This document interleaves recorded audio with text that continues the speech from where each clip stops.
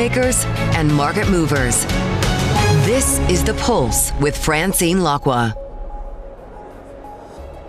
Good morning and welcome to The Pulse. I'm Jennifer Zabasaja at the Qatar Economic Forum in Doha. These are your top stories.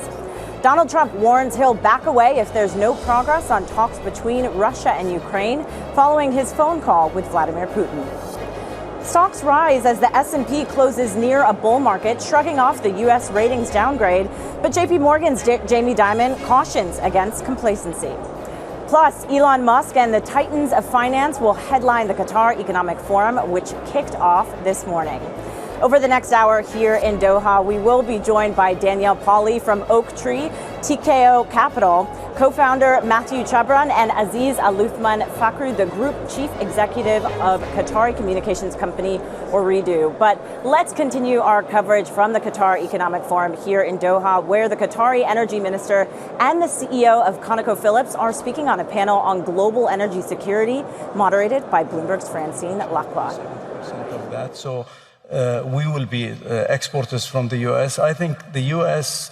volumes are going to go to certain markets that are mostly Europe, South America, and our volume will predominantly be serving Asia. That is difficult for the U.S. I think to reach, or the entire volume to go to Asia. But in general, I think we need all that volume. It's us, it's the U.S., I think some Australian volume and others to care. You know, you're going to have 1.5 to 2 billion people on this earth in the next 20 to 30 years. And you have 1 billion people around the world that don't have basic electricity. So the need for electricity and power is huge. So we're not worried at all about, having a supply glut or anything like that.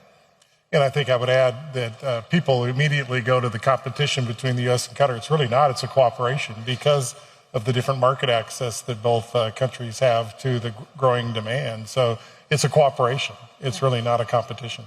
But how do you see this? I mean, when you look, Ryan, at the impact of Shell's new model of financial discipline or investor return, how is this different this time to previous downturns in 2015 and 2020? Well, I think the balance sheets of the companies in the business is so much better. We've gone through consolidation and mergers and acquisitions, and the net result of that is the balance sheets of all our companies are in much better shape to withstand some of these downturns. Our company in particular, we've got a pretty deep inventory of low-cost supply resources, and that's what we're trying to drive so you can be profitable through the ups and the downs in this business. They're invariably going to be there. If you don't have a plan to deal with the volatility, you'll be dead in this business. Yeah. So, you got to have that, and it starts with a very strong balance sheet and being able to invest through the cycles with a very long-term global view of supply-demand, which we have, and it's very constructive. And Minister, I know you've also been in talk with buyers such as China and India for a fresh round of LNG supply deals. Is there a sticky point? When can we have more news on that? No, I think we're, after this talk here, I'm flying to China. We have the World Gas Conference in China that I'm speaking in tomorrow morning, and I'm meeting all the buyers in China. We have a great relationship with China. We are the largest supplier to China, and they are the biggest buyer by far, by more than double, anybody else that's buying from Qatar. So we have a very good relationship. They are discussing with us additional volume. India is discussing with us additional volume, but we have multiple countries that are discussing with us additional volume. And these negotiations take time, and some go a little bit further. I think what you're alluding to is some articles that came out regarding sticking points and so on. You always have sticking points with all negotiations, whether it's with India, China, or anybody else. Everybody wants a better deal from both sides. Everybody always wants a better deal, right? Let's face it. Ryan, when do you think U.S. shale production will peak? Tell me the price. So if the price is in the 50s, we probably have a sustained price. So I'm talking about not just what's happening today, but if it sustains itself over a long period of time, U.S. shale is probably, it's peaked and will start declining in the 50s. It probably plateaus for quite a while in the 60s. And actually, if you get back to sort of that comfortable range that His Excellency talked about, there's continued growth in the U.S. shale. So We believe it We've just been listening to Qatar's Energy Minister and ConocoPhillips CEO speaking with Francine Lacqua here in Doha. Terminal subscribers can continue to watch that conversation on LiveGo. The Qatari government is the underwriter of the Qatar Economic Forum, powered by Bloomberg. Let's get to the markets, though. The S&P 500 climbed to the brink of a bull market yesterday. Meanwhile, Fed officials are emphasizing a wait-and-see approach on rate cuts this year to see how the tariff uncertainty will play out. We're joined by Danielle Poli, Global Credit Strategy Portfolio Manager at Oaktree, coming all the way in from Los Angeles. Danielle, so great to have you here at the Qatar Economic Forum. Let's just start with some of those comments we heard from JP Morgan's Jamie Dimon, warning against complacency in the face of a lot of uncertainty. How would you respond to those comments? Do you feel the same way about the way the markets are reacting right now? We are in a period of unprecedented uncertainty, but amid that and the volatility we've seen, we're finding good opportunities in credit, which is Oaktree's focus. And what I would say about the credit markets today, you can characterize them as having attractive coupon income, relatively low defaults, but not that exciting of spread. If you think about the spread movement we've seen in credit, which can be a meaningful driver of total return, we've seen spreads as high as 460 basis points after the tariffs were announced, and we've seen the tights of 260 over the last year. We're right in the middle towards the lower end of the range at about 315 basis points today. So you're still able to get a pretty decent high income in the form of yield, but spreads are tight. And to me, that's saying that maybe there's a little bit of a disconnect with the market and what's happening with the economy. What is that disconnect, though? What is the risk with the disconnect being intact, especially if you consider a lot of the unknowns that are still in the face of geopolitically, economically, that we're faced right now? Yeah, I think you're seeing it in equity prices to have retraced those losses since Liberation Day. And the spreads, really coming in when there still is uncertainty with what may happen with policy. So we have seen a de-escalation, but we still know that some tariffs need to be negotiated, that we're in a period of pause. And what I think is actually happening in the real economy right now is consumers are starting to pull back on their spending, and business owners are starting to push off capital expenditures and other things that are going to translate into slower growth, regardless of how things go with tariffs. And you're seeing that, right, with some of the slowdown in container shipping and less flows at some of our major ports. So I think it's possible that over the next couple of quarters, irrespective of what's going on, we're going to see a slowdown. The concern is then that slowdown translates into potential job losses, a potential recession. I don't think we're there yet. And I think in this type of an environment, you have to be flexible and nimble and really kind of cut through the noise, because there are great opportunities for those that are investing capital right now. And let's talk about that, because that's where I wanted to go with you next. We're obviously here in the Middle East. Is that where your focus is? Is that where you are seeing the most opportunity? Talk a bit about, amid this uncertainty, where those opportunities lie. Well, it's great to be here in Doha again. I'm having really energizing conversations about energy, investment, capital flows. This is a very important region, and I think that this conference in particular underscores the Gulf's influence on financial markets. And so a lot of good conversations are happening. We are a global investment firm. The global credit portfolio that I manage looks for opportunities on a relative value basis, whether that's in developed markets like the US, going into emerging markets, Asia, here in the Middle East. We're really open for business and looking for the opportunities that are going to provide that good high income with low default risk. And so for us in the public markets, that's high yield bonds, leveraged loans, structured credit. In the private markets, we're looking to do financings either directly originated with companies in the private non-sponsor market, some sponsor-backed LBOs, though M&A activity has been a little bit light as of late. And then in more, I think, niche areas like asset-backed finance that will provide interesting opportunities. Do you see your clients wanting to shift away from the U.S.? We've been talking about sort of a lot of those trends that have been happening. Danielle, before we get to you, we're going to just actually go back. We are live at the Qatar Economic Forum in Doha, as we mentioned, where Bloomberg's head of economics and government, that's Stephanie Flanders, is hosting a panel on the geoeconomics of growth. Let's listen in. Conversation with Bloomberg's Stephanie Flanders.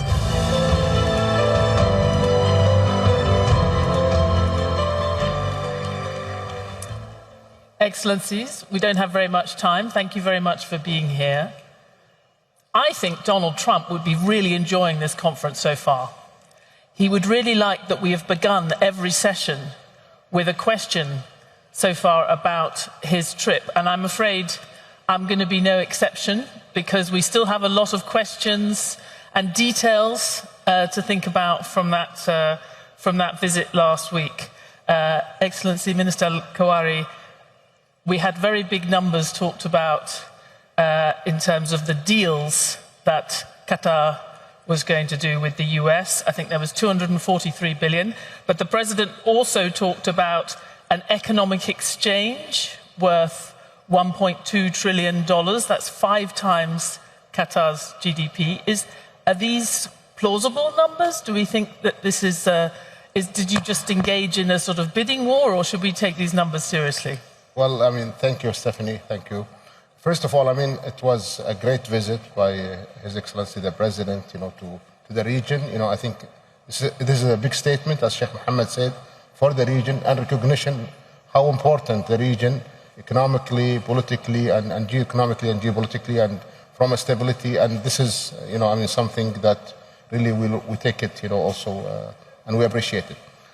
From I mean, deals perspective, I think there was the $160 billion deal, with the Boeing. This is with Qatar Airways, and this is a normal, I mean, renewal of airplanes. This is part of the airline business. If you go with any airlines, this is normal, progressions. And the airlines, they do it over a long period of times, and also they have their own capital, their own access to finance. And they do like many deals, like buying and selling and lease buyback. I mean, so it's a very normal deals, and this is not something that we see it. And Boeing is an excellent aircraft, with the GE engine. So it's in line with the Qatar Airways strategies, in line with the and the other deals is in line with our participation. The $1.2 trillion you talked about is. We are talking about economic partnership. And when we talk about economic partnership, it has a win-win situation. It's the U.S. companies doing business in Qatar. Qatar is doing business with the U.S., trade, and over some period of time. So it's not something abnormal. I mean, QIA continue to invest in the U.S. The U.S. is an excellent market, is giving good return for QIAs in line with their investment strategies. Looking to the trade, again, U.S. enjoying a huge surplus, with Qatar for many years. Is one of, I mean, U.S. is the biggest import partner for Qatar. So these things are really normal course of businesses, course of actions, and the U.S. being the U.S., it's the biggest, economic partner for Qatar. So I don't see this as like a big number, but this is a very normal course of actions, course of businesses, and course of commercial activities. It's a purely commercial, purely needs. Our defense, partnership with the U.S. is huge, and again, this is something that we benefit, as part. This is part of our, beefing up our military here in Qatar. So it's really something very normal, and we really value the partnership with the U.S. and it's very significant. And just to quickly follow up, I know that the QIA is going to have more and more firepower as you ramp up the LNG exports. What are the key priorities for your international investments? Yeah, I mean, QIA, they have their own investment strategies based on region, based on sectors. Of course, I mean, the priority sectors, today is technology, AI, pharmaceutical, infrastructure, real estate, and they review these strategies every year and they change it accordingly.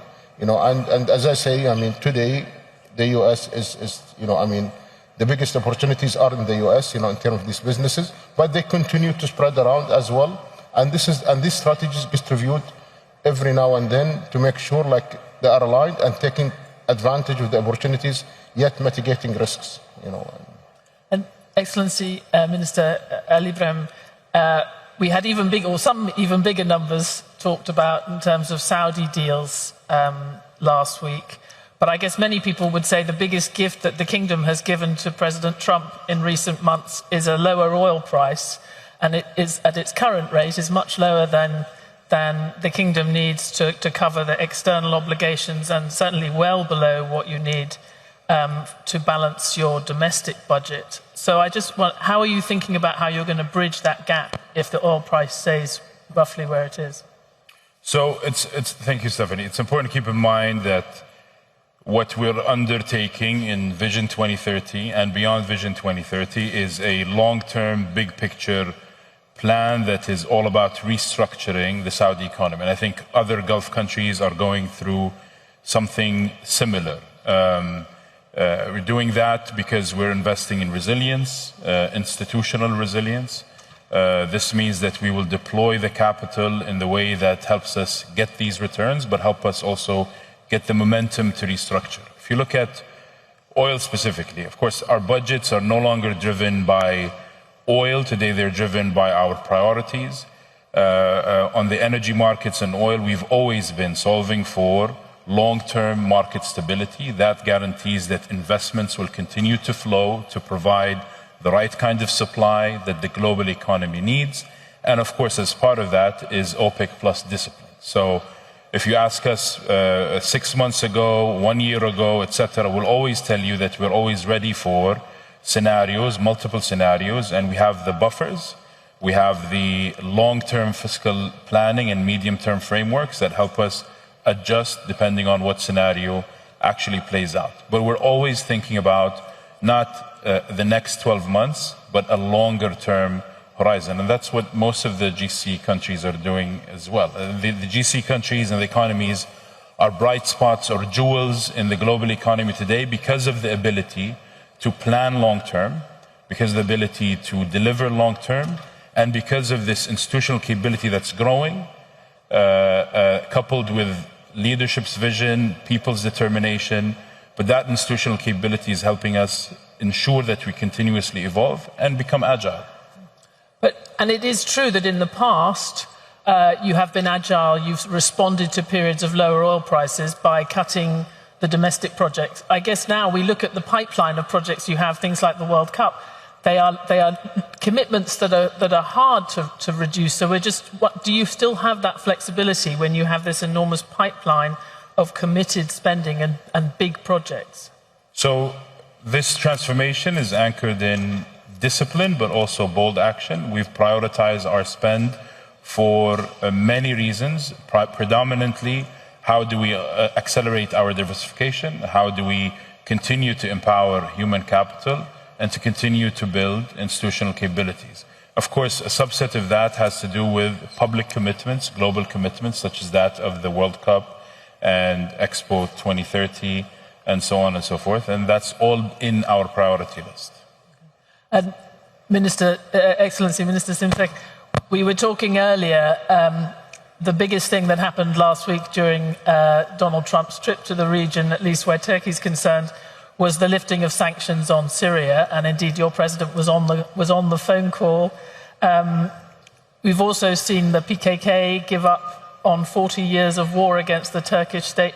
What's the peace dividend or the economic dividend that comes from that for Turkey? Well, terminal subscribers can continue to watch all of course, our Qatar Economic Forum on Live Go. The government of the state of Qatar is the underwriter of the Qatar Economic Forum, powered by Bloomberg. I'm Francine. I'm back on the Pulse. I was just on stage because there's much more to come from the Qatar Economic Forum. But global geopolitics, of course, also taking center stage. Donald Trump says Moscow and Kyiv will begin talks immediately on ending the war in Ukraine after he held a 2-hour phone call with Vladimir Putin. Now, the U.S. president says some progress has been made towards ending the fighting, but warns he'll back away if a deal is not reached. Big egos involved, I tell you. Big egos involved. But I think something's going to happen. And if it doesn't, I'd just back away and they're going to have to keep going. I would say I do have a certain line, but I don't want to say what that line is because I think it makes the negotiation even more difficult than it is. Well, for more, let's bring in Greg Sullivan, who leads our Russia economy and government coverage, and Roz Matheson, our EMEA news director. So, Greg, first of all, 2 hours of an awfully long time to speak on the phone. Is this a win for Vladimir Putin?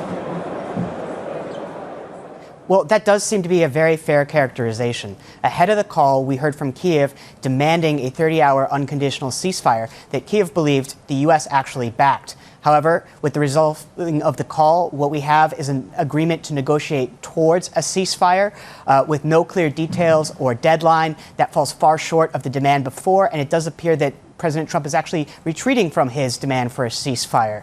Additionally, we heard no mention of sanctions. It appears that Trump is not looking to impose new sanctions to try to pressure Russia. And indeed, we didn't see much pressure on Russia at all.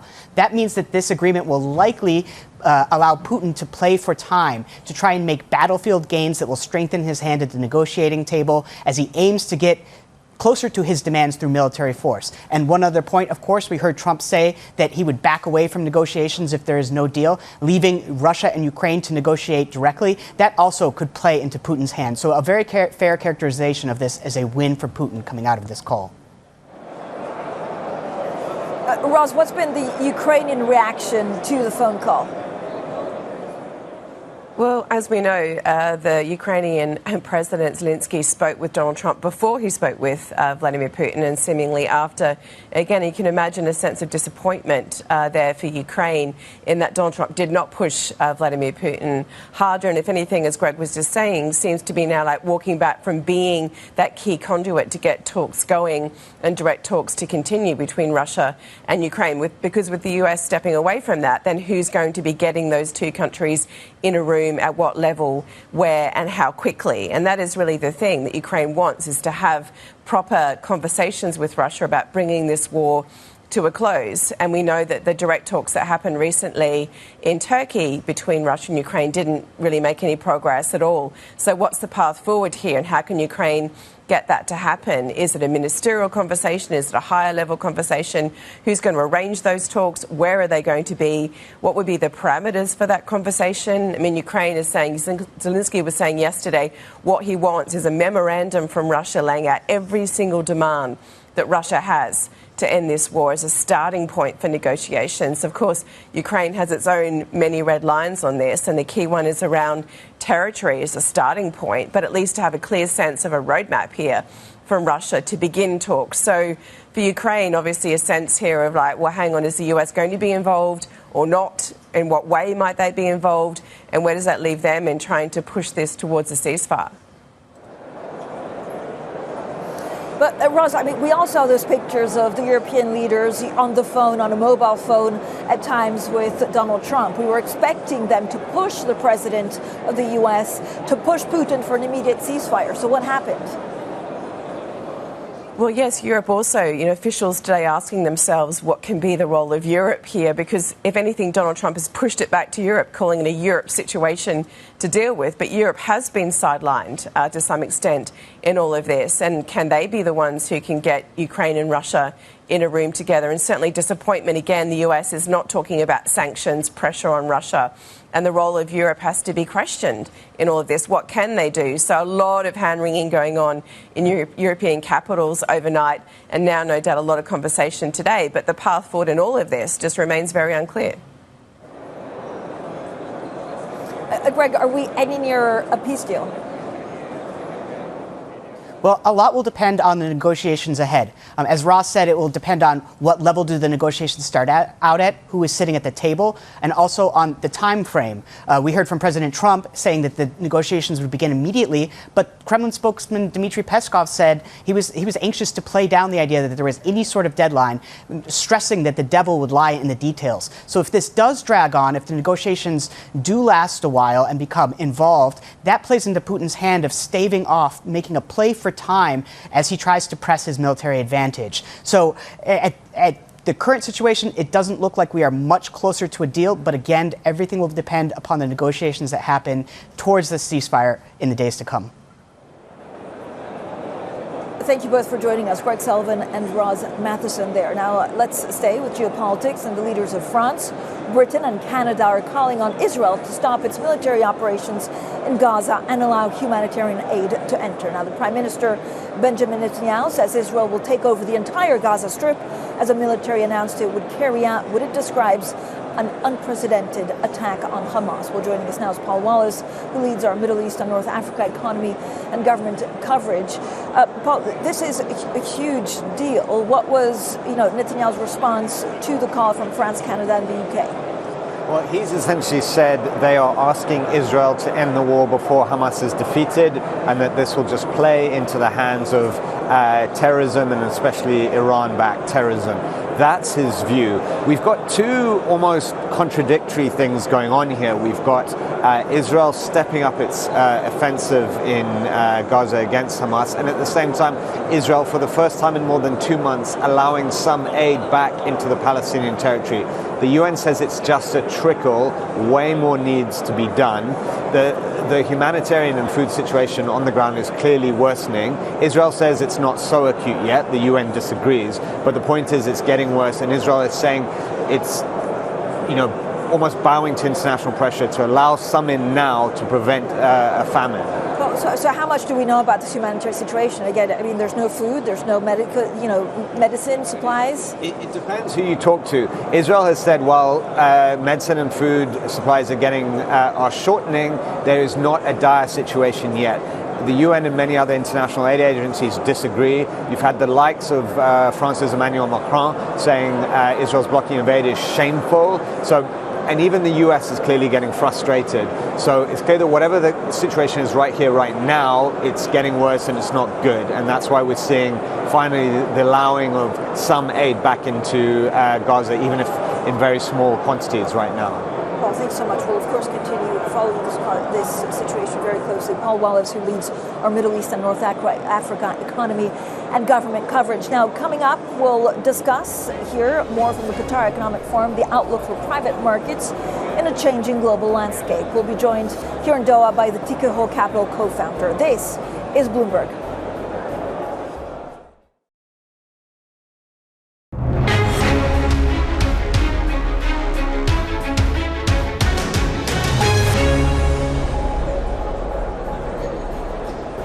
Good morning, everyone, and welcome to The Pulse. I'm Francine Lacqua here at the Qatar Economic Forum in Doha, and these are your top stories. Donald Trump warns he'll back away if there's no progress on talks between Russia and Ukraine following his phone call with Vladimir Putin.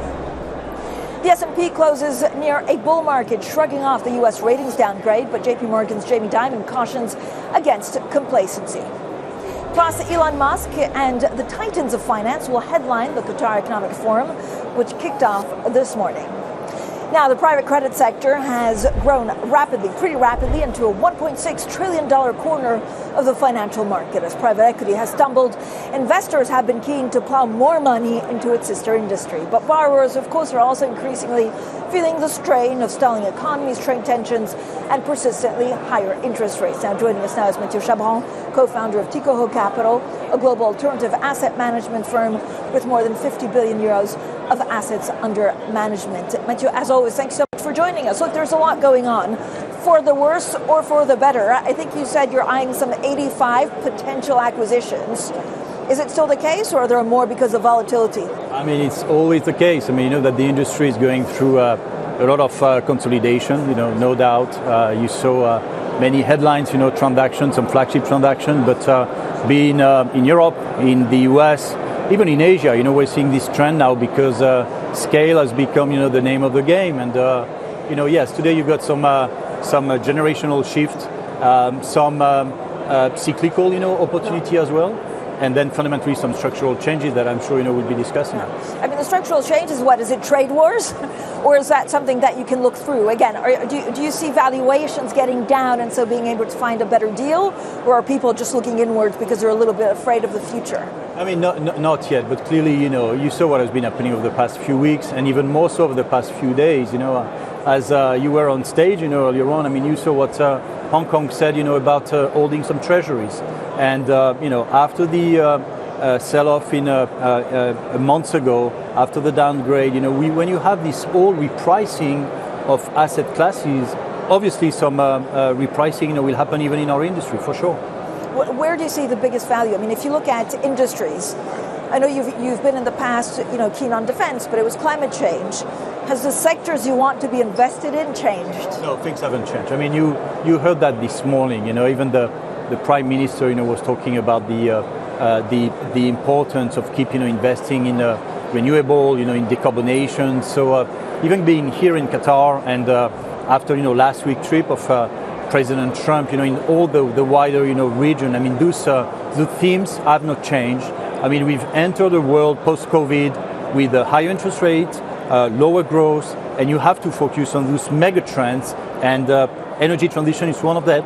Defense is definitely one of them. Cybersecurity is one of them. And we are active across those industries. What do you see in terms of valuations in the Middle East? Is there anything that you're eyeing specifically with companies in this region? What is really interesting for the region, for us, where we sit, primarily in Europe, obviously increasingly in the US, is taking some of our portfolio company into the regions. There are huge needs, for investment. There's no shortage of capital here, but there is huge need of investment, and we bring part of this technology, this know-how, this savoir-faire, of many of our portfolio companies, and they benefit from that. Bigger market share, exchange of technology, and that's really the opportunity we see here. But can we expect new deals, or is it just fundraising? No, I mean, well, it's really both. I mean, there is a rebalancing of capital. We discussed that at length these past few weeks. Obviously, President Trump came last week, and a number of headlines, deals were announced. But you saw what happened yesterday at Truce France, for example, in Paris that you guys covered too. There is some huge rebalancing of capital coming from Asia, from the region here, and from where we sit at Tikehau Capital, we're clearly, taking advantage of that. Mathieu, do you have a view on the dollar, and do you need a view on the dollar to make better investment decisions? No, I'm more concerned about the debt level in the US, obviously the treasuries, and the consequences then, on dollar. I think I'm with Jamie Dimon, when he said yesterday that there was a lot of complacency. I think we are on this fine line between comfort, because it's always very comfortable to think that will remain, the major assets and currency, and it's a fine line between discomfort and complacency. I think we should all be very careful. There is too much debt in the system, certainly in the US, the part, of the world, and this wider, organization where you always need the marginal dollar coming into the system to keep the wheel flying. If I may say, we should be very diligent here. So are you a bit wobbly on treasuries? What's your take on treasuries? I think I am. I mean, we saw that as soon as we had the downgrade on Friday, you had some sell-off. Then it came back. I mean, a month ago, it was about effectively the spike in the 10-year, interest rate. The Fed, obviously can step in, but one should not forget that it comes down to supply demand.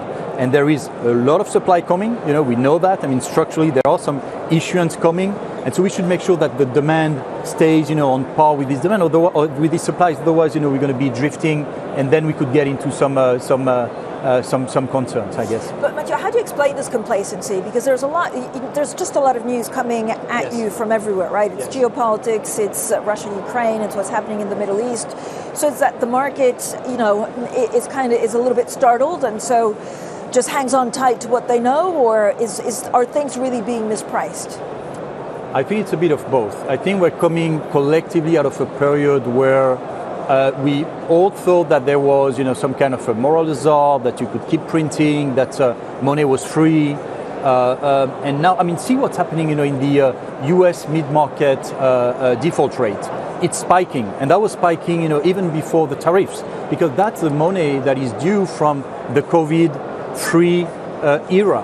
And so there's a bit of that. I think the fact that the market, got used to it, and also you see the disconnect. I mean, the public equity markets, if you tie that back into the cost of capital today, both from a risk-free rate, but also the credit market that, may be open, but not for everybody. And so here I think there's a little bit of mispricing. So how much do you worry about private markets? So private market, depends what you call private market. I don't think we have time, to cover, all of that. But we are very careful on this default rate, going up in the US, because they start for a much more aggressive starting point. It's less the case in Europe, lower level company. In Asia, very appealing, market right now. So it's not a systemic worry, but we should be very careful how it is being distributed. And I know that there will be some discussion later on, at the forum, over the next 3 days. But it does not fit everybody. I think that's the bottom line. Yeah, it depends on the risk profile, and you're absolutely right. We're going to see and hear a lot about that on stage. Mathieu, thanks so much. Mathieu Chabran, their co-founder of Tikehau Capital. Now, we'll have, of course, plenty more on this. Also, the world's largest EV battery maker closed up more than 16% after debuting in Hong Kong in the world's biggest listing this year. Now, CATL raised more than $4 billion despite being blacklisted by the Pentagon. This listing signifies our deeper integration into the global capital markets and marks a new milestone in our mission to drive the global zero-carbon economy. CATL is not just a battery component manufacturer. We are a system solution provider and are committed to becoming a zero-carbon technology company. Well, let's bring in Danny Lee, our EV supply chain reporter. Danny, thank you for joining us. So how can the funds from the listing actually help CATL expand? Hey, Fran. You heard from Robin Zheng there with that ambition as he sets out to invest more, and particularly with the funds it's raising in Hong Kong.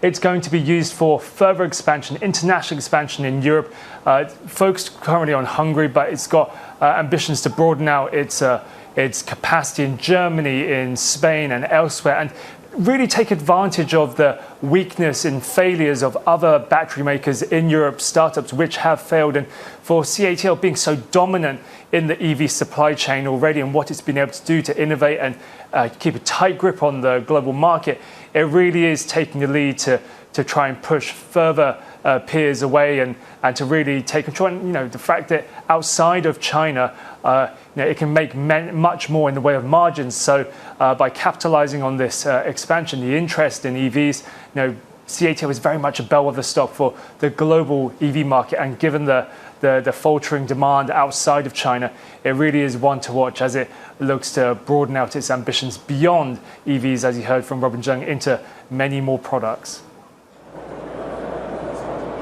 Danny, thanks so much. Danny Lee there, our EV supply chain reporter on the latest with CATL. Coming up, Gulf investments are in focus this week. Yeah, you would have guessed it. We're here at the Qatar Economic Forum. I'll be joined by the Group Chief Executive of Qatari communications company Ooredoo. We'll talk about the outlook for the firm in the region next, and this is Bloomberg.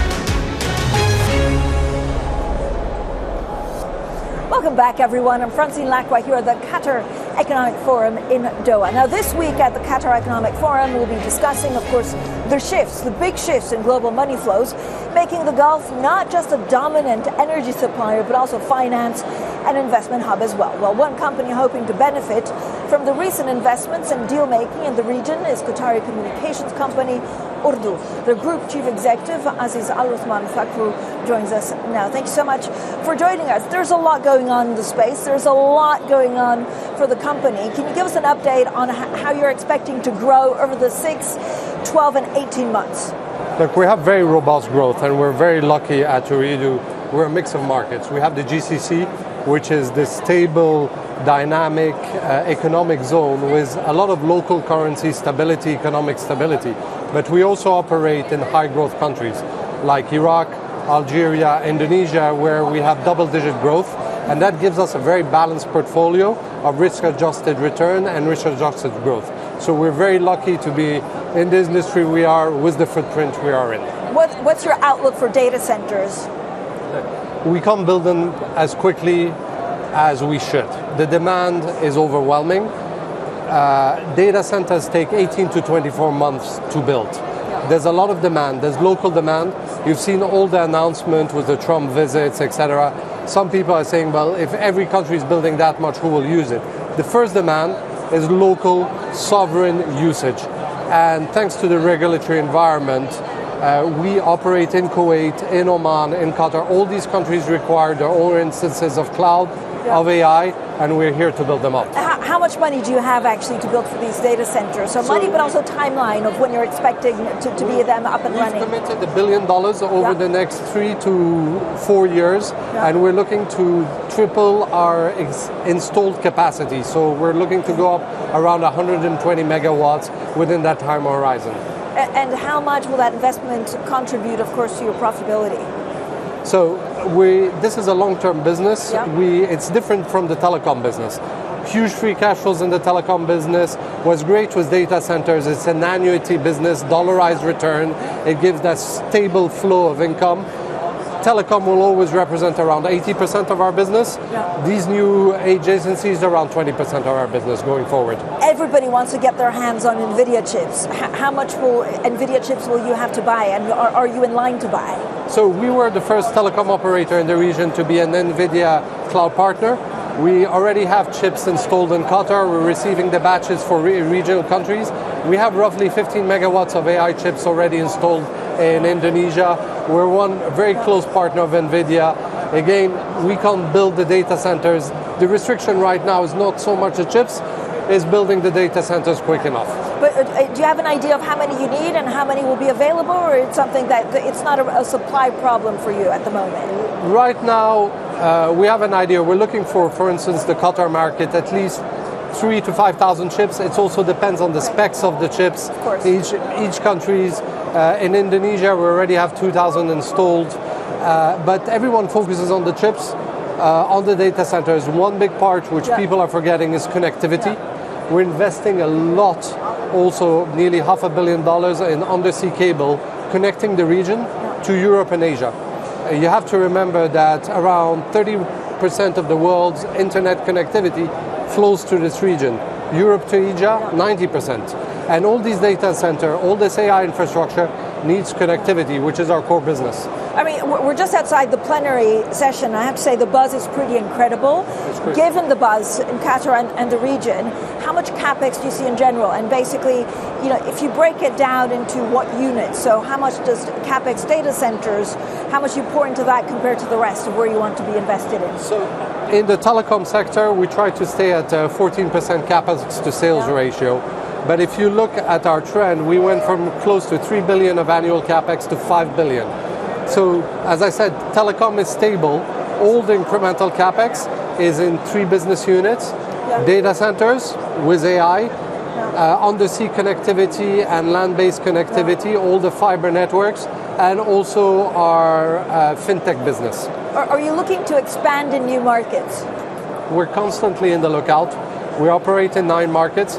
We're expanding already geographically outside of our core telco footprint through our tower business. And we're looking to expand every single business, data centers, fintech, undersea connectivity, and core telecoms.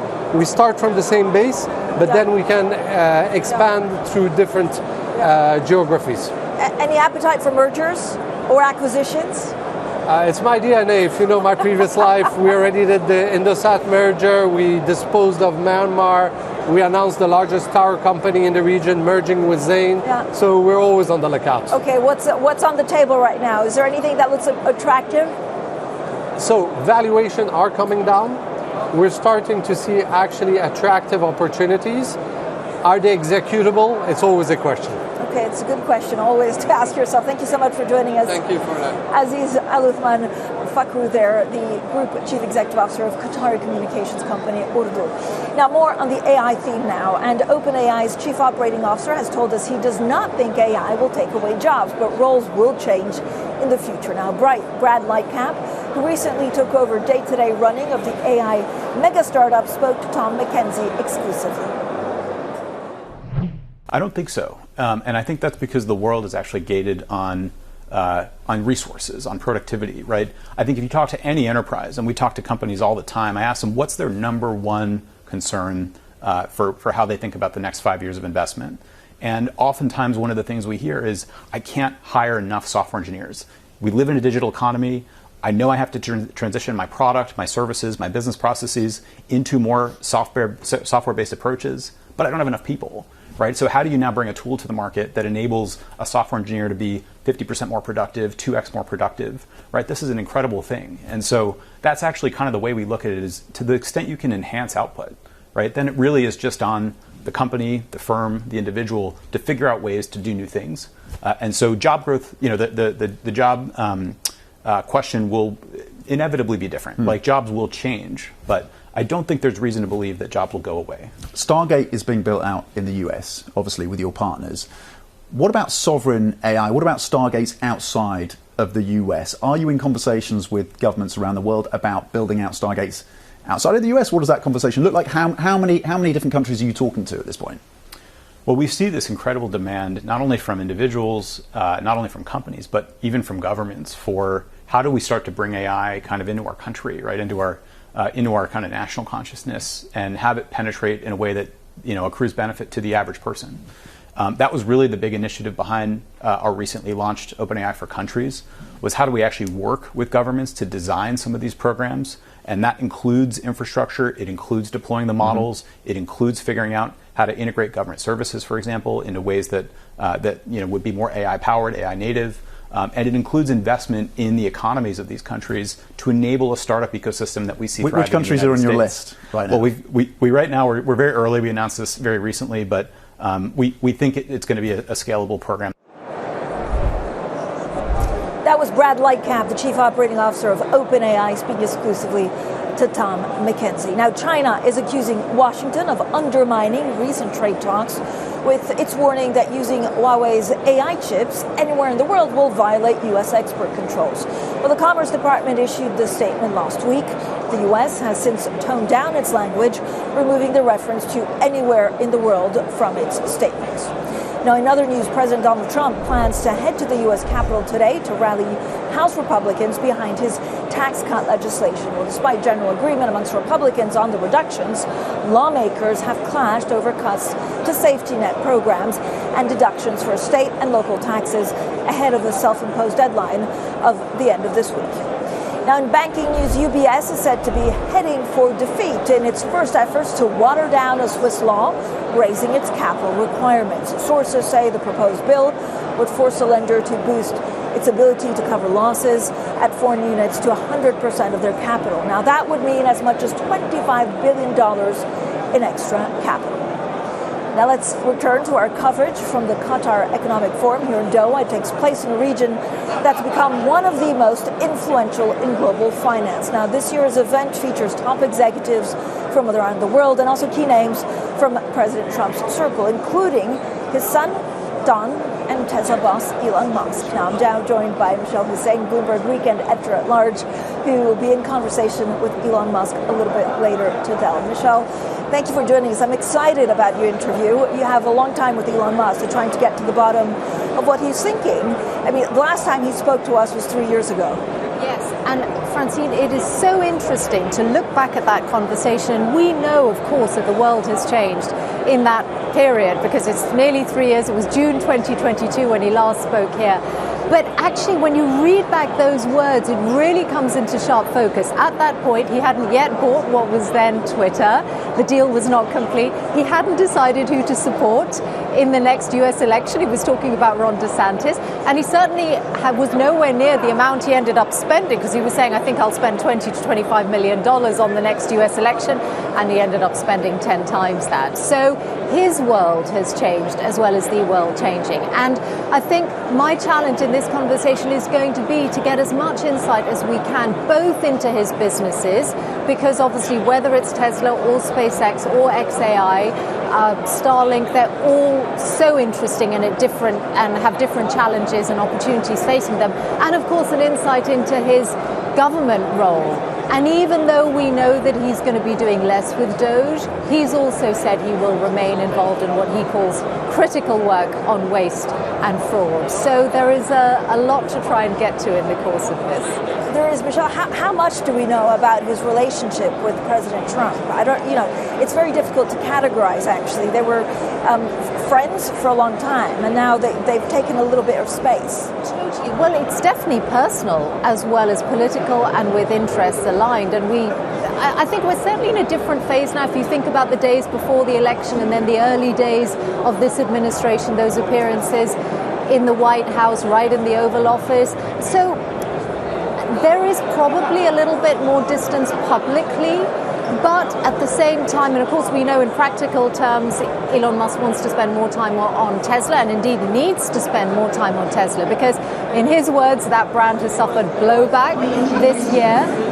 But its problems are continuing. It's not just Q1 sales figures. We can see that very sharply in Europe sales figures for April, where sales are significantly down in big markets compared to a year ago. So that really does need his attention. But he can't let go of that government role completely. The amount that it looks like Doge is going to cut from the federal budget is quite different, it appears now, compared to the at least $2 trillion that he was talking about last October.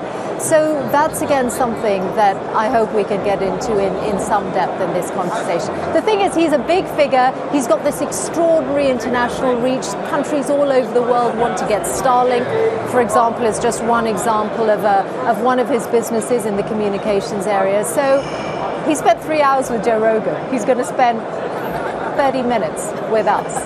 So it's a big difference. Like, there is no end to what you want to ask him. But I'll get as deep and as wide as I can in that time. But yeah, I mean, he does also epitomize, this White House, maybe more than any other administration, blurs business with politics, and he's kind of the potential poster child for this. He's absolutely at the heart of that. And when you look at the president's trip to the Middle East, he came to the region, and if you look at the number of CEOs who were with him in Saudi Arabia, for example, there is a wide range. American finance, American industry was represented, but only Elon Musk has this unique place where he is both not only a huge businessman, but also he is a government contractor, as well as someone who now has an insider's knowledge of the US government through his work with Doge. So it is truly a unique and unprecedented position that he's in.